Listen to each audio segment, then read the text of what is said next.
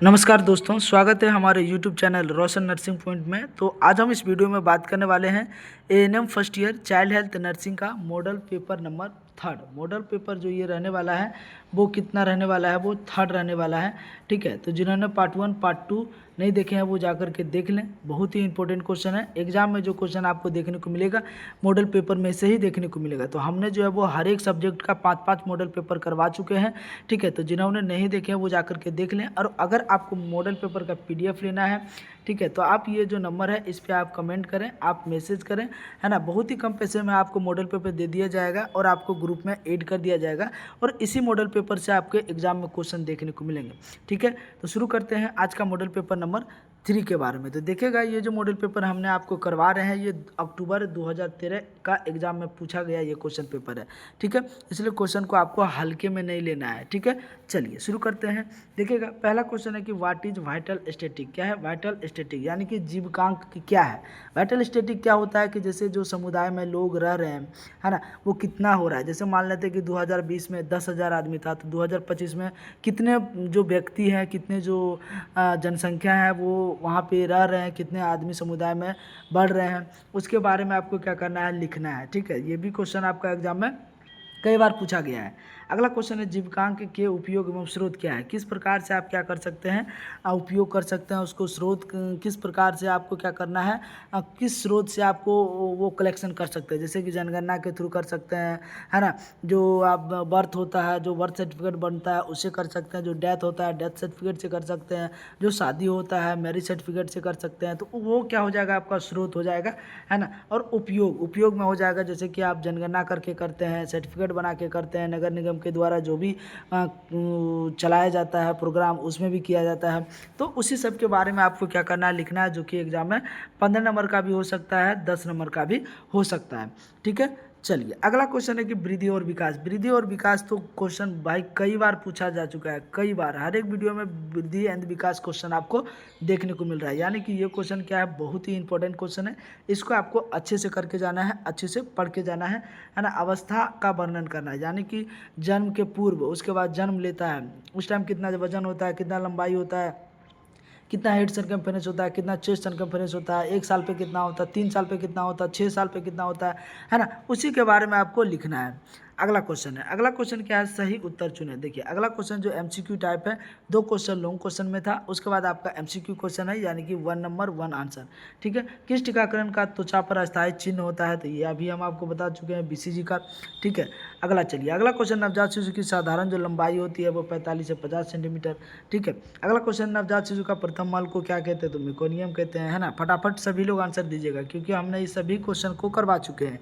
अगला क्वेश्चन, नवजात शिशु का वजन किस माप से लिया जाता है, तो वजन करने की मशीन से भी लिया जाता है। ठीक है, मंच सेम संतुलन से भी लिया जाता है। कमनीदार तुला, नवजात शिशु का वजन किस माप से लिया जाता है, वजन लेना है ना, तो इससे भी ले सकते हैं, इससे भी ले सकते हैं, यानी कि सभी हो जाएगा। यहाँ पे B गलत है, यहाँ पे D हो जाएगा। ठीक है, चलिए अगला क्वेश्चन है, बच्चा का प्रथम दांत किस उम्र में निकलता है, तो बच्चा का प्रथम दांत जो है वो 6 महीने पे निकलता है। ठीक है, बच्चा अपने सिर को नियंत्रण किस उम्र में करता है, जो बच्चा जो सिर है वो कब अपने नियंत्रण करता है, तो 6 महीने पे। कब करता है, तो 5 से 6 महीने पे क्या करते हैं, सिर को अपने से संभालने लगते हैं। ठीक है, चलिए अगला क्वेश्चन क्या है, देखिएगा, नवजात शिशु की हीमोग्लोबिन का जो लेवल होता है ना, वो कितना होता है, तो हीमोग्लोबिन का जो नवजात शिशु का लेवल होता है वो 18 ग्राम पर डेसीलीटर। कितना होता है, 18 ग्राम पर डेसीलीटर होता है। ठीक है, नवजात शिशु का साधारण श्वसन दर जो होता है वो कितना होता है, बताइएगा। तो श्वसन दर कितना होता है नवजात का, तो ये होता है आपका 30 से 36 ब्रीथ पर मिनट, 30 से 36 ब्रीथ पर मिनट। ठीक है, आपको बताना है एडल्ट का नॉर्मल रेस्पिरेशन रेट कितना होता है। एडल्ट का नॉर्मल रेस्पिरेशन रेट जो होता है वो कितना होता है, सभी लोग कमेंट बॉक्स में बताइएगा। ठीक है, अगला क्वेश्चन है कि जन्म के बाद बच्चों का अपगार स्कोरिंग किस समय किया जाता है, तो जन्म के बाद सबसे पहले तो किया जाता है ना, आफ्टर 1 मिनट बाद, उसके बाद 5 मिनट बाद। ठीक है, पहले करते हैं जन्म के 1 मिनट बाद, उसके बाद करते हैं 5 मिनट बाद। ठीक है, तो यानी कि इसका राइट आंसर आपका D हो जाएगा। अगला क्वेश्चन, बच्चा का इंटीरियर फंटानेल किस उम्र में, तो बच्चा का इंटीरियर कई बार बता चुके हैं, 18 महीने पे इंटीरियर और 1.5 महीने पे पोस्टीरियर। ठीक है, चलिए तो ये वो आपका 10 क्वेश्चन था, है ना, जो कि आपका एमसीक्यू टाइप का यानी कि 10 नंबर का था। ठीक है, चलिए अगला क्वेश्चन देखिए, यहाँ 5 नंबर का एक क्वेश्चन है जो कि 3 क्वेश्चन आपको क्या करना है, बनाना है ना, यानी कि इसको शॉर्ट क्वेश्चन बोलते हैं। क्या कहते हैं? शॉर्ट क्वेश्चन बोलते हैं, है ना। तो यहाँ पे देखिए 3 क्वेश्चन आपको लिखा भी गया है। सबसे पहले आपका पूछा है जुवेनाइल डिलिक्वेंसी, बहुत ही इंपॉर्टेंट क्वेश्चन है, बाल अपराध के बारे में, उसके मेरास्मस के बारे में, विनिंग के बारे में, या फिर ओरल हाइजीन के बारे में। ये 4 क्वेश्चन है, आपको 3 क्वेश्चन क्या करना है, बनाना है। बहुत ही इंपॉर्टेंट क्वेश्चन है, सभी क्वेश्चन इंपॉर्टेंट है और बीबीआई है। ठीक है, चलिए अगला क्वेश्चन देखिए, फिलिंग इन द ब्लैंक से भी क्वेश्चन पूछा गया है। कभी कभी ये 10 नंबर का पूछता है, कभी कभी 15 नंबर का भी पूछ लेता है। तो सबसे पहले पूछा कि माता का प्रथम दूध क्या कहलाता है ना। तो माता का प्रथम दूध क्या कहलाता है, सभी लोग बताइएगा। तो ये कोलेस्ट्रम कहलाता है। क्या कहलाता है?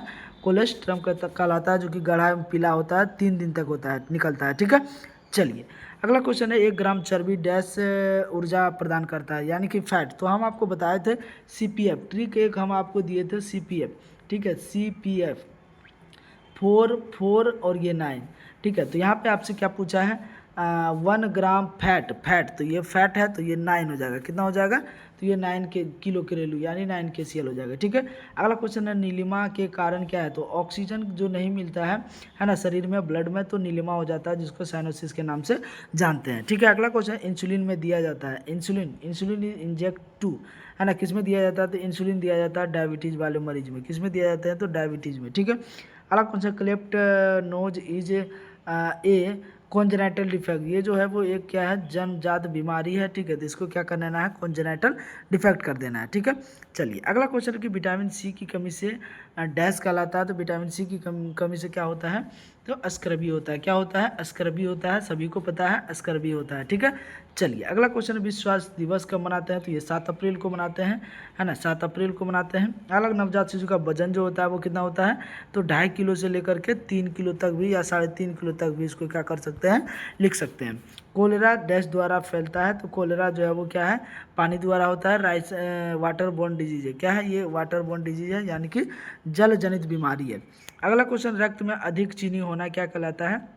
तो वो डायबिटीज़ मेलाइटस कहलाता है। क्या कहलाता है? तो डायबिटीज़ मेलाइटस कहलाता है। ठीक है, यहाँ भी आंसर दिया गया है।